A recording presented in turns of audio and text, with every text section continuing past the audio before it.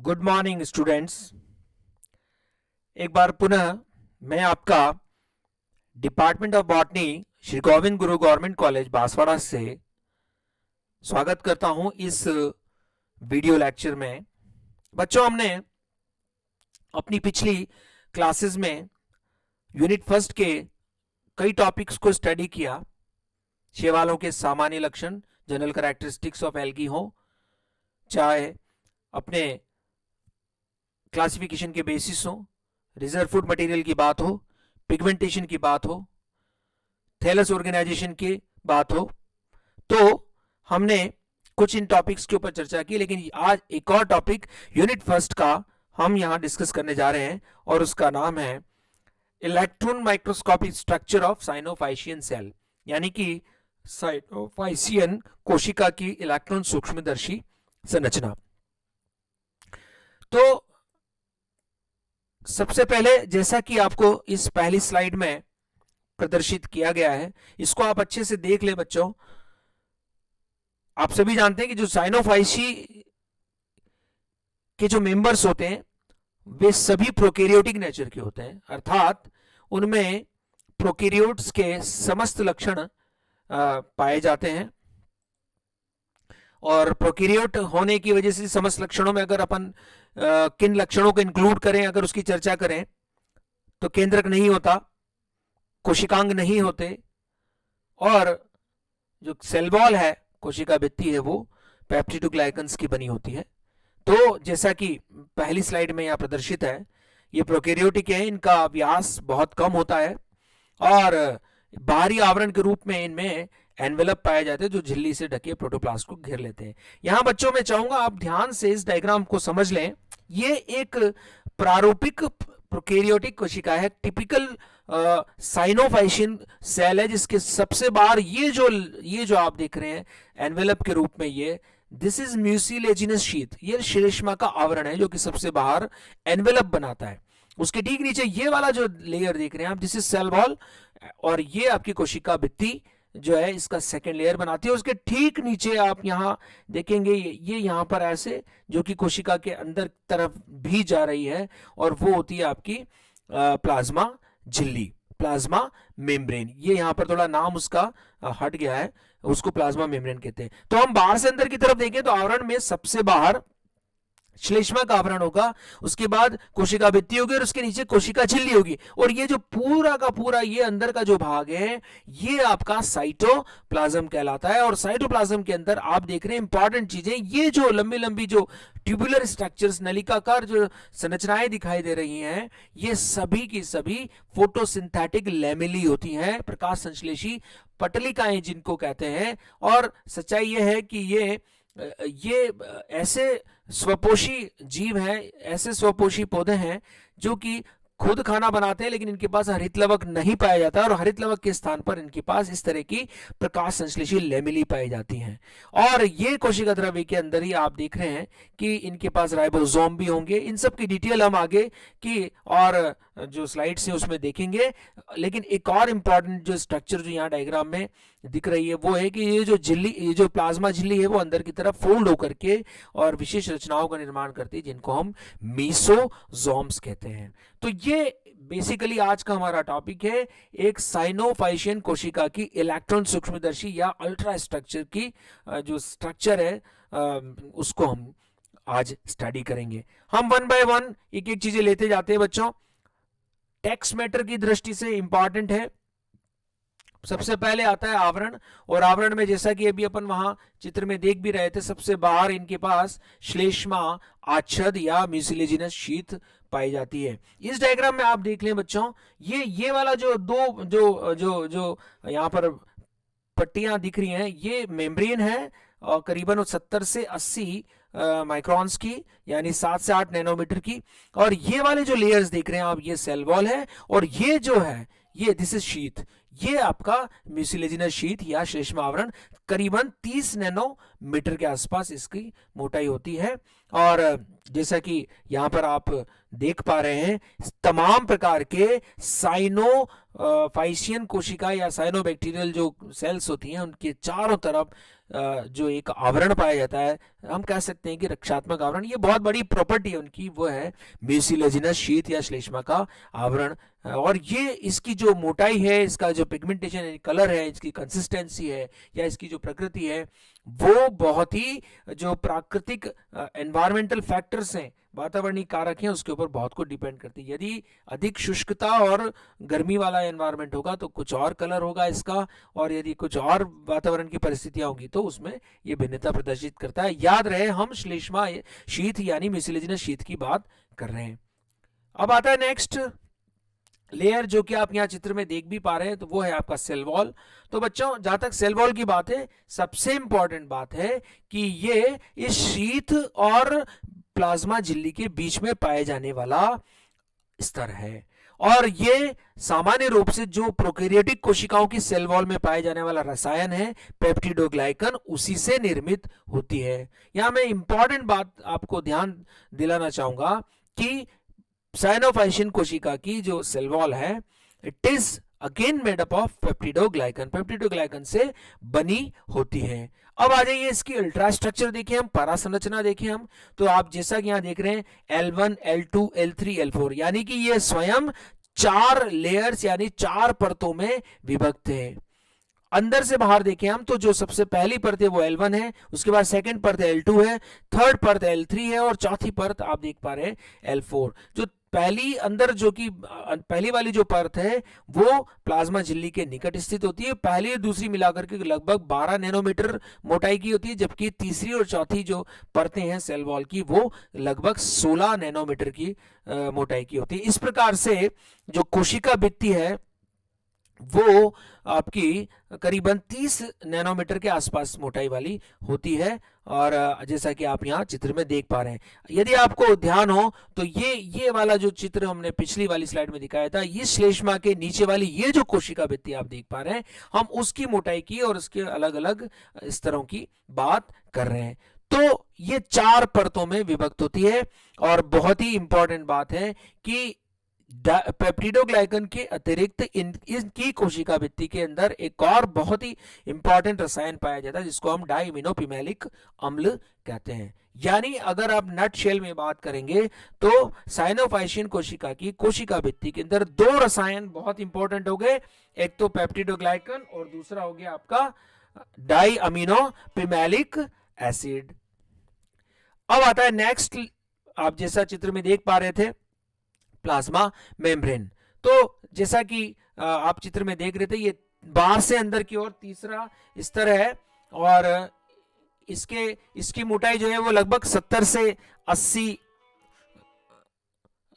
Nano angstrom के आसपास होती है। ये सेलेक्टिवली परमीबल यानी कि चयनात्मक पारगम्य होती है।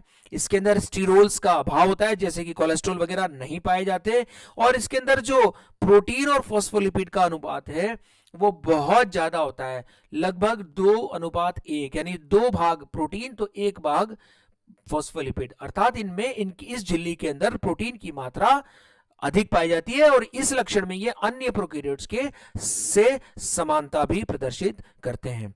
बहुत इंपॉर्टेंट बात और एक और है कि जो कोशिका झिल्ली है वो अंदर की तरफ इनवर्ट फोल्डिंग करके अंदर की तरफ कुछ वलन प्रदर्शित करते हुए एक रचना का निर्माण करती हैं, जिनको हम लेमिलोसोम या मीसोसोम्स कहते हैं। ये वही स्ट्रक्चर है जो लगभग सभी प्रकार की प्रोकैरियोटिक कोशिकाओं में पाई जाती हैं, और याद रखें बच्चों, श्वसन संबंधी समस्त एंजाइम इसके अंदर पाए जाते हैं। तो ये तीसरा स्ट्रक्चर हो गया साइनोफाइशियन कोशिका की अल्ट्रा स्ट्रक्चर में कोशिका झिल्ली। फिर चौथा भाग, जैसा कि अपन वहां चित्र में देख पा रहे थे, कोशिका द्रव्य होता है, सारा अंदर कोशिका झिल्ली से घिरा हुआ भाग कोशिका द्रव्य कहलाता है। इसके अंदर किसी भी प्रकार का कोशिकांग जो कि झिल्ली द्वारा घिरा हो नहीं पाया जाता है, जैसे क्लोरोप्लास्ट है, माइटोकॉन्ड्रिया है, एंडोप्लाज्मिक रेटिकुलम है, गोल्जी बॉडी है, ये कोई भी कोशिकांग इनके अंदर नहीं पाए जाते हैं। हाँ, इनके पास एक ही कोशिकांग पाया जाता है, वो है राइबोसोम, और राइबोसोम भी इनके पास 70 इस प्रकार के पाए जाते हैं। उसके अतिरिक्त कोशिका द्रव्य में प्रकाश संश्लेषी उपकरण यानी फोटोसिंथेटिक एपरेटस भी पाए जाते हैं और कई प्रकार के सेल इंक्लूजन्स यानी कोशिका द्रव्य अंतर वस्तुएं भी कोशिका द्रव्य में पाई जाती है, जैसे ग्लाइकोजन है, अल्फा ग्रैन्यूल है, पॉलीफॉस्फेट बॉडीज हैं, पॉलीहेड्रल काय हैं, साइनोफाइशियन ग्रेन्यूल्स हैं और उसके अतिरिक्त इन ग्रेन्यूल्स यानी कोशिका द्रव्य अंतर वस्तुओं के अतिरिक्त आनुवंशिक पदार्थ के रूप में इनके पास डीएनए भी पाया जाता है। अब जो एक बहुत इंपॉर्टेंट बात है वो ये है कि जो साइनोफाइशियन कोशिकाएं होती हैं वह स्वपोषी प्रकाश संश्लेषण करने वाली होती है क्योंकि इनके पास भी पिगमेंट्स पाए जाते हैं।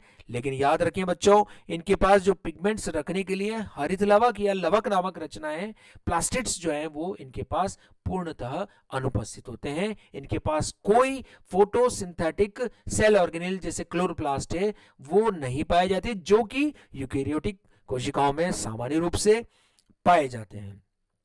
इनके बदले क्लोरोप्लास्ट के बदले इनके पास कुछ चपटी चपटी और पुटिका समान रचनाएं पाई जाती हैं जिनको हम थाइलेकोइड्स या लेमिली भी कहते हैं। और ये जो रचना में लगभग हरित लवक की जो थाइलेकोइड्स होती हैं उनसे बहुत कुछ समानता प्रदर्शित करती हैं।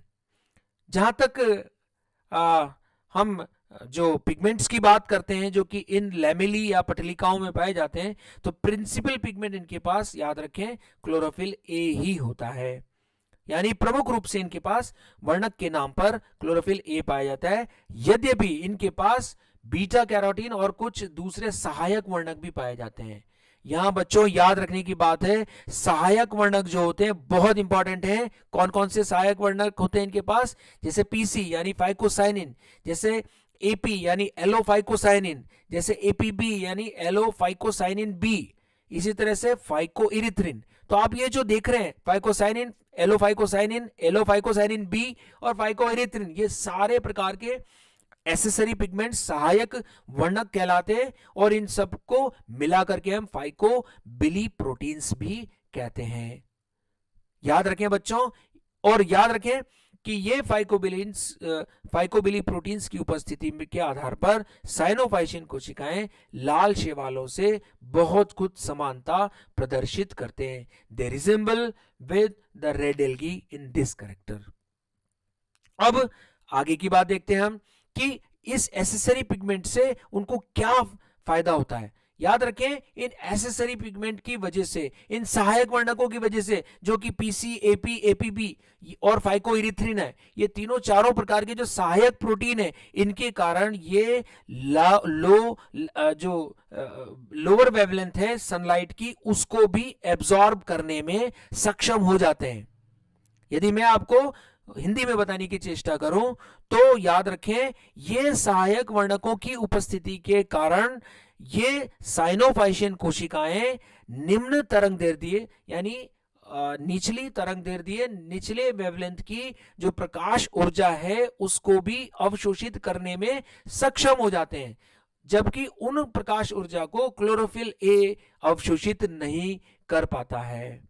तो फिर जब ये निम्न तरंगदैर्ध्य के प्रकाश ऊर्जा को अवशोषित कर लेते हैं और फिर वो ट्रांसफर कर देते हैं क्लोरोफिल ए को, तो ये सामान्य रूप से और सक्षम रूप से प्रकाश संश्लेषण करने योग्य हो जाते हैं। और यही एबिलिटी, यही अद्भुत क्षमता जो है इनकी, ये जो विशेषता है, इसके कारण ये गहराइयों में भी पाए जाने के कारण बहुत हम देखते हैं कि जो साइनोफाइसी के मेंबर्स हैं वो पानी की काफी गहराइयों में भी स्थित होने के बावजूद भी अपने आप को प्रकाश संश्लेषण करने में योग्य हो जाते हैं। क्यों? क्योंकि ये निम्न तरंगदैर्ध्य, लोअर वेवलेंथ भी इन सहायक वर्णकों के कारण अवशोषित कर पाने में सक्षम रहते हैं।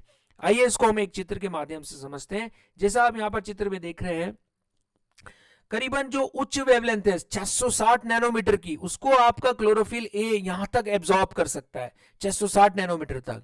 अब उसके जितनी, उससे निचली जितनी भी आपके पास वेवलेंथ है, या 650 मान लीजिए आप, ये गलती से 680 प्रिंट हो रखा है, 650, 620, इवन 560, तो ये सारे सहायक वर्णक जो है, फाइकोइरिथ्रिन है, फाइकोसाइनिन यानी कि आपका जो पीसी है, फिर उसके बाद LO5 APC AP जिसको हमने बोला था, LO5 B APB, ये सारे सहायक वर्णक जो लोअर वेवलेंथ है 500 से लगाकर 600 650 तक की वेवलेंथ को एब्जॉर्ब करने में सक्षम होते हैं, और फिर ये एब्जॉर्ब करके किसको ट्रांसफर कर देते हैं, क्लोरोफिल ए को ट्रांसफर कर देते हैं। That is why they are capable of surviving under the deeper water levels. ये समुद्र की या जल स्रोतों की गहराइयों में भी सफलतापूर्वक अपने आप को प्रकाश संश्लेषण करने में सक्षम होते हैं और वहां पर भी ये सुरक्षित बने रहते हैं। आइए नेक्स्ट हम स्लाइड में और इसकी विशेषता देखते हैं। कुछ छोटी छोटी विशेषताएं और बचती हैं बच्चों, जैसे कि आप स्लाइड में देख पा रहे हैं राइबोसोम। ऑफ कोर्स ये अकेला ही एक ऐसा कोशिकांग है जो कि इनके अंदर कोशिकाओं में पाया जाता है, और ये प्रोटीन संश्लेषण का स्थल माना जाता है जैसा आप लोग जानते हैं, और ये 27 प्रकार के राइबोसोम इनके अंदर पाए जाते हैं। ये अलग बात है, चूंकि इनके पास एंडोप्लाज्मिक रेटिकुलम यानी अंतःप्रद्रवी जालिकाएं नहीं पाई जाती है, इसलिए ये कोशिका द्रव्य में स्वतंत्र रूप से और सामान्य रूप से पाए जाते हैं। लगभग इस लक्षण में ये जीवाणुओं से समानता प्रदर्शित करते हैं। इसी प्रकार से कोशिका द्रव्य के अंदर पॉलीफॉस्फेट बॉडीज यानी पॉलीफॉस्फेट काय भी पाई जाती हैं। ये लगभग गोलाकार स्फेरिकल स्ट्रक्चर्स हैं, गोलाकार रचना है, जो कि हाई मोलिकुलर वेट के पॉलीफॉस्फेट्स अणुओं के परस्पर जुड़ने से, एग्रीगेट होने से निर्मित हो जाते हैं, और इनको मेटाक्रोमेटिन ग्रेन्यूल या वॉल्यूटिन ग्रेन्यूल्स के नाम से भी जाना जाता है। ये फॉस्फेट स्टोर यानी कि फॉस्फेट के संग्रहालय के रूप में जाने जाते हैं, और जब कोशिका में फॉस्फेट की कमी हो जाती है, अर्थात एटीपी निर्माण के लिए जो फॉस्फेट चाहिए रहता है उसकी कमी हो जाती है, तब ये स्टोर हाउस का काम करते हैं। एक और इंपॉर्टेंट चीज इनके कोशिका द्रव्य में पाई जाती है वो है पॉलीहाइड्रल बॉडीज, और सभी प्रकार के साइनोफाइशियन या साइनोबैक्टीरियल सेल्स के अंदर ये पॉलीहाइड्रल काय पाए जाते हैं, जिनके अंदर RUBP कार्बोक्सिलेज नाम का एंजाइम स्टोर्ड अवस्था में, सुरक्षित अवस्था में, संग्रहित अवस्था में पाया जाता है या रखा जाता है। याद रखें ये वो एंजाइम है बच्चों, RUBP कार्बोक्सिलेज यानी राइबोलोज 1,5 बाइफॉस्फेट कार्बोक्सिलेज वो एंजाइम है जो कि प्रकाश संश्लेषण करने में CO2 का जब फिक्सेशन किया जाता है, कार्बन डाइऑक्साइड का स्थिरीकरण किया जाता है डार्क रिएक्शन में, अप्रकाशिक अभिक्रिया में, उसमें प्रयुक्त होने वाला ये विशिष्ट प्रकार का एंजाइम है, और इसी एंजाइम को ये पॉलीहाइड्रल काय अपने अंदर स्टोर करके रखती हैं। उसके अलावा बहुत ही इंपॉर्टेंट जो स्ट्रक्चर इनके कोशिका द्रव्य में पाई जाती है वो है आनुवंशिक पदार्थ, जेनेटिक मटेरियल, और ये नेकेड DNA फाइब्रिल के रूप में पाया जाता है। आप जानते ही हैं चूंकि ये प्रोकैरियोटिक कोशिका है, अतः इनके अंदर किसी भी हालत में DNA गुणसूत्र का निर्माण नहीं कर पाता, वो नग्न अवस्था में कोशिका द्रव्य के अंदर बिखरी हुई अवस्था में पाया जाता है। और जो संख्या है इस आनुवंशिक पदार्थ की जीनोम की प्रत्येक कोशिका में, उसके बारे में बहुत ज्यादा कुछ ध्यान या अभी तक जानकारी उपलब्ध नहीं है, लेकिन अभी एक साइनोफाइशियन कोशिका है जिसका नाम है एग्मेनेलम, उसके अंदर इस जीनोम की यानी आनुवंशिक पदार्थ की यानी DNA के तंतुओं की 2, 3 या अधिक कॉपीज, प्रतियां जो हैं प्रत्येक एक कोशिका द्रव्य के अंदर पाई गई हैं, देखी गई हैं।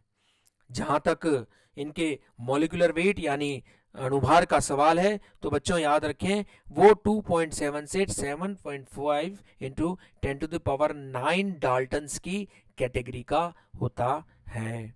याद रखें आप प्रोकैरियोट है, इसलिए ये DNA नग्न अवस्था में कोशिका द्रव्य के अंदर पाया जाता है। तो इस प्रकार से ये कुछ मिली जुली सी रचनाएं हैं जिनसे कि साइनोफाइशियन कोशिका का निर्माण हो जाता है, और ये यूनिट फर्स्ट का एक बहुत इंपॉर्टेंट टॉपिक है। बच्चों हमारे पास दो कोशिकाओं की electron microscopic structure unit first के अंदर इंक्लूडेड है, उनमें से एक ये है और एक और है जो कि क्लेमाइडोमोनास की इलेक्ट्रॉन माइक्रोस्कोपिक स्ट्रक्चर है, वो मैं आपको अगले लेक्चर में या अगले वीडियो में आपके सामने प्रदर्शित करूंगा।